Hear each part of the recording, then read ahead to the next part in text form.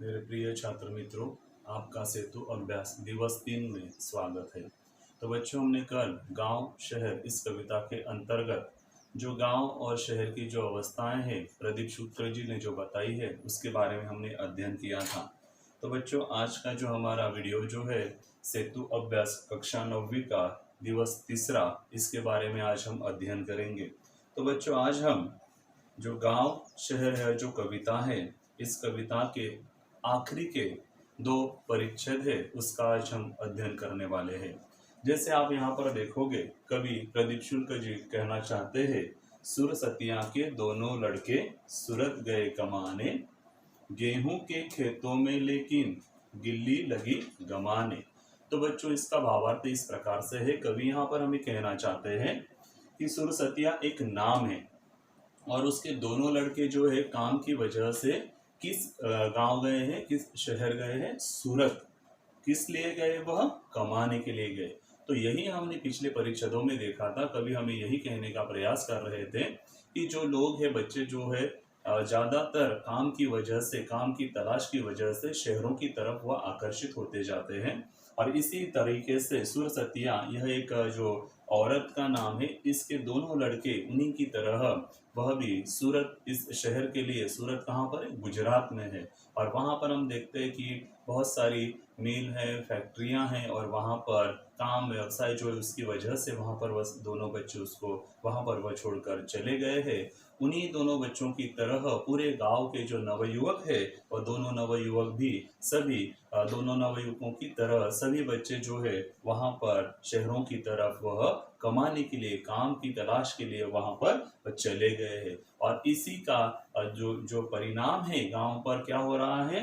गेहूं के खेतों में लेकिन गिल्ली लगी गमाने। इसका अर्थ इस प्रकार से होता है, जो खेत खलियान है, उन खेत खलियानों में काम करने वाले अब कोई बचे नहीं है। सभी लोग जो है वह कमाने के लिए, पैसे कमाने के लिए शहरों की तरफ आकर्षित होते जा रहे हैं और पूरे गांव खाली होते जा रहे हैं, खेत और खलियान खाली होते वहां पर नजर आ रहे हैं। और जहां पर गेहूं जैसी जो फसलें हैं, सोने की जैसे फसलें जो है वहां पर नजर नहीं आती, पूरे खेत और खलियान मानो जैसे वहां पर कोई वहां पर उसकी देखरेख करने वाला नहीं है, वह वैसे के वैसे पड़े हैं। और वहां पर मानो जैसे गिलहरियां जो है वहां पर धूप सेकती हुई नजर आती है। इस प्रकार का मरुस्थल, इस प्रकार का वर्णन गांव का यहाँ पर हमें नजर आता है।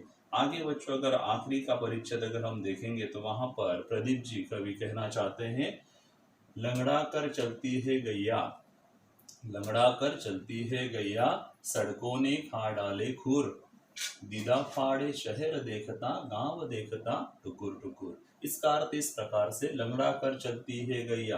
तो यहाँ पर बच्चों अगर हम देखते हैं, जो शहरों की तरह गांव का भी आधुनिकीकरण होता जा रहा है, गांव में पक्की सड़कें आती जा रही है और इसी वजह से जो गाय वगैरह जो प्राणी हैं उनको चलने में भी दिक्कत होती है। मतलब गांव का माहौल भी शहरों की तरह परिवर्तित होता जा रहा है और वहां पर उसका दूषित परिणाम जो है वहां पर अन्य जो प्राणी जनजीवन जो है उस पर होता हुआ नजर आ रहा है। यहाँ पर हम देखते इस चित्र में गाय जो है वह चलते चलते फिसल कर रास्ते से वह गिर पड़ी है, उनको उससे नुकसान पहुंच रहा है। यहाँ पर अगर आप देखते हो दूसरे चित्र के अंतर्गत, तो वहां पर पूरे खेत और खलियान जो है वहां पर बंजर वहां पर नजर आ रहे हैं, मरुस्थल नजर आ रहे हैं, किसी प्रकार की घास नजर नहीं आ रही। तो यह क्यों हो रहा है?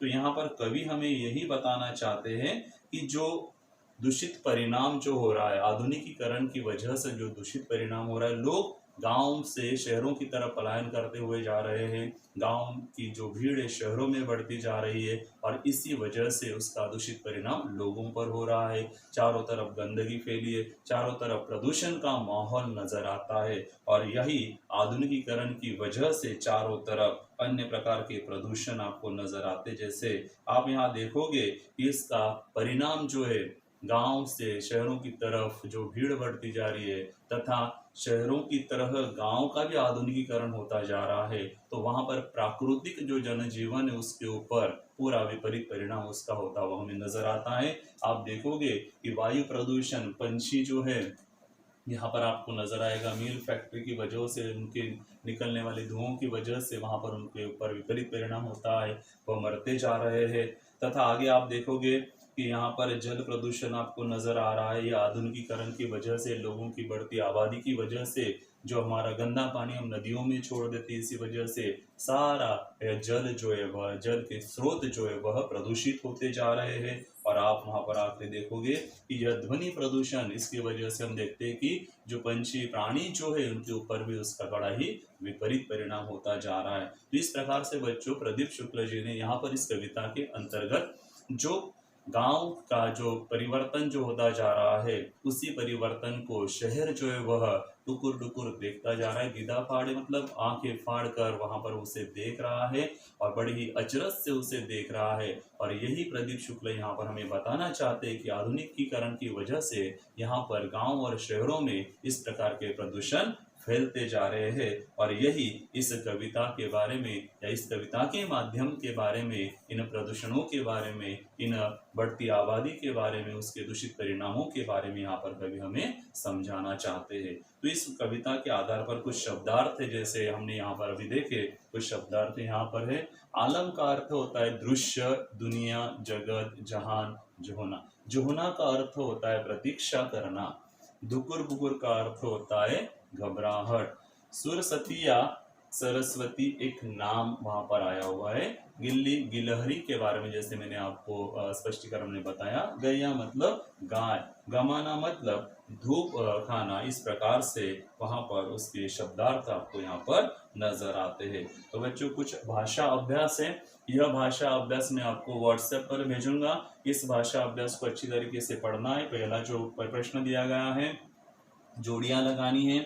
दूसरा ख जो प्रश्न दिया गया है, वहां पर आप देखोगे कि तालिका पूर्ण करना है। यहाँ पर राज्य तथा राजधानी उनके नाम वहां पर लिखने हैं। राज्य दिए गए महाराष्ट्र, गुजरात, बिहार, गोवा, तो उनकी राजधानियां वहां पर लिखनी है। और अंत में आपको जो लेखन वहां पर करना है, निम्नलिखित मुद्दों के आधार पर खेती के लिए आधुनिक और आवश्यक उपकरणों की दुकान का एक विज्ञापन तैयार करना है। एडवर्टाइज वहां पर एक छोटी करनी, किसकी? आधुनिक और आवश्यक उपकरणों के बारे में, खेती के उपकरणों के बारे में एक विज्ञापन आपको वहां पर तैयार करना है। तथा वहां पर उन्होंने कुछ मुद्दे दिए गए हैं। स्थान, समय, सामान के नाम, सामान की विशेषता तथा छूट, इस आधार पर आपको वहां पर विज्ञापन तैयार करना है। इसी प्रकार से वह विज्ञापन तैयार करके आपको अपनी कॉपी में वहां पर लिखना है। और अंत का जो आपके लिए अभ्यास दिया गया है, 8वीं कक्षा पाठ्य पुस्तक सुलभ भारती की कविता गांव शहर वह पढ़नी है। और आपको वहां उसके ऊपर जो आप यूट्यूब चैनल पर भी इसकी आपको यह कविताएं मिल जाएंगी, गूगल पर भी आपको ये कविता मिल जाएंगी अगर शायद आपके पास किताबें नहीं है तो। और विज्ञापन लेखन जो आप अगर यह जो दीक्षा ऐप यूट्यूब वीडियो अगर देखोगे, यह अगर डालोगे आप यूट्यूब चैनल पर, तो आपको विज्ञापन तथा इस कविता के बारे में अधिक अन्य जानकारी मिल सकती है। तो इस प्रकार से बच्चों आज हमने तीसरे दिवस के अंतर्गत यह जो सेतु अभ्यास यहाँ पर हमने पूर्ण किया है। और आपको जो भी गृह कार्य दिया गया है, आपकी हिंदी की कॉपी में आपने लिखना है।